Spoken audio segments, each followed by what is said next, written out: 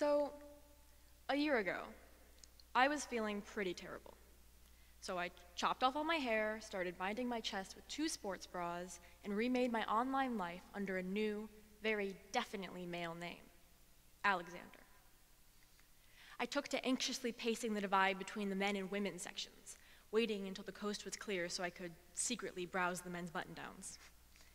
And when the clerk at Macy's asked my mom if her son needed a different size, I was filled with unexpected, confusing euphoria. And through all of this, I still thought that I couldn't possibly be a boy.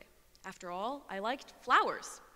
I liked Starbucks and bright colors, and I absolutely never ever wanted to wear cargo shorts. Obviously, my logic was a bit flawed, and I knew I was male, but this voice in my head kept telling me, "You are not boy enough." And I'm not here to tell you that I want to abolish gender. As humans, we have a need to categorize things, and I very firmly, very intrinsically fall in that male category. However, my way of presenting masculinity is through my short haircut, my black nails, and apparently talking about it to a room full of strangers. My way of masculinity is also often critiqued. Ideally, gender expression should be like an all-you-can-eat buffet. You can choose your hair, your clothes, your hobbies, and the many ways you present yourself to the world. So say you identify as male. Congrats. Choose to dye your hair or not, or makeup or not. You can dress in jeans and a t-shirt every day, or never leave your pajamas, or experiment with skirts. You can even, metaphorically, choose to eat with people who you feel complement your food selections. But that is where your choices stop. Because it would be absurd to get mad because that guy over there was eating potato salad. And the further I transitioned, the more people would critique my choices. They would gesture to my nails with a sort of gotcha, as if they had caught me in the act of being secretly female.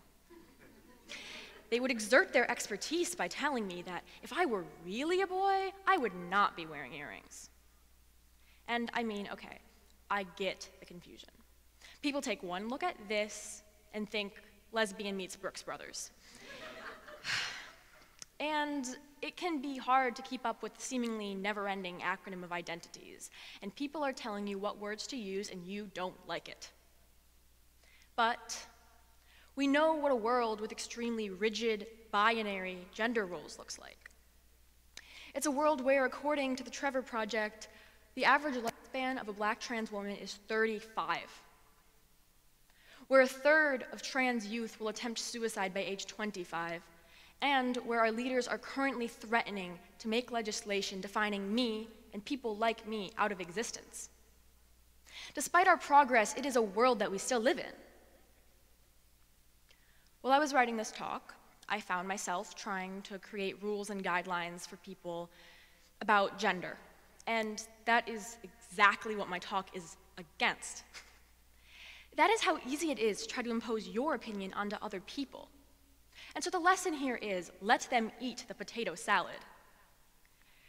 Let them eat the macaroni or the weird Jell-O thing, because ultimately, you need to respect and not question people's choices and their right to make them. A year ago, I was feeling pretty terrible, but today I am the happiest I have ever been. I have come through the other side of a period of intense introspection, and I no longer feel the need to define myself on people's expectations or the little voice in my head saying I should do this or that. I realized a few key, very important things. I am a boy. I like flowers, and I am acceptable. Thank you.